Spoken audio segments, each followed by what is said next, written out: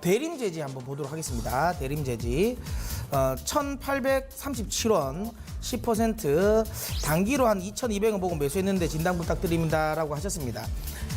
다들 아시는 것처럼 최근에 이제 제지 관련 종목들이 많이 올랐습니다. 시장이 좀 하락하는 과정에서 좀 약간 대안주 성격을 좀 많이 띄었었죠. 많이 띄면서 일단은 이제 뭐 무림 PMP를 비롯한 주요 종목들이 다 제지 관련 종목들이 많이 올랐습니다. 특히 여기에 이슈도 이제 있었죠. 그러니까 중국 쪽에서 이제 환경 규제 때문에 이게 사실 양방향에서 사실 제지 관련 종목들은 좋았습니다. 그러니까 중국이 환경 규제로 인해서 그러니까 폐지 수입을 이제 안 하게 됐잖아요. 폐지 수입을 안 하게 되면서 사실 국내 폐지 가격이 급락을 했습니다. 그래서 사실 이제 제지 업종 입장에서는 좀 괜찮죠. 그 재생 폐지를 그러니까 폐지 가격이 좀 완전히 싸졌기 때문에 재생 펄프를 쓰는 입장에서도 원가가 싸졌기 때문에 좋은 거고, 그 다음에 이제 원래 사업 같은 부분에서도 중국 같은 경우가 이제 이 환경 규제로 인해서 그러니까 이 폐지, 그러니까 펄프를 만드는 과정에서 이 정화 시설이 안 되어 있는 공장들 지금 다 이제 소위 말하면 다 가동을 중단시켰죠. 제지를 만들 때는 이 펄프, 특히 펄프를 만들 때는 결국에는 이거를 말려야 됩니다. 말려야 되면 스팀으로 이렇게 말리는 과정이 있는데, 그때 사실 이제 중국 업체들은 대부분 벙커CU를 많이 쓰죠. 벙커CU를 쓰면서 우리나라 기업들도 그렇게 씁니다. 쓰는데 우리나라 기업들 뭐 무림 PMP라든지 이런 업종들 같은 경우는 그 이제 이 벙커CU를 쓰는 걸 소위로 이제 최근에 이제 펄프에서 나오는 원료로 대체를 하는 식으로 해가지고 조금 더 이제 환경 규제에서 좀 이제 원활해지고 있는 부분이고요. 근데 중국 쪽은 그쪽과 관련된 부분에서 조금 이제 멀어지고 있죠.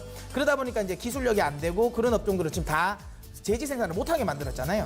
그러면서 이제 제지 가격이 좀 올라오는 거. 그러니까 우리나라 제지 업종은 국내 쪽에도 긍정적이고 중국 쪽 수에도 좀 보기 때문에 흐름 자체는 좋았습니다. 이건 실적으로도 나왔죠. 대림제지도 1분기 실적 매우 좋았습니다. 자, 그러면 지금 가격에서 그러면 이 종목을 그러면 더 들고 가야 될지라는 이야기를 드리고 싶은데요.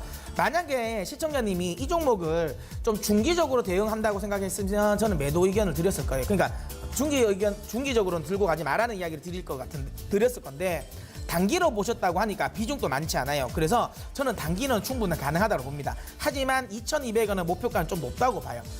왜냐하면 일단 어쨌든 아까 제가 방금 이야기한 건 국내 쪽 이슈, 그다음에 중국 쪽 이슈, 이게 지금 가격이 반영된 가격입니다. 이 정도 수준이라면.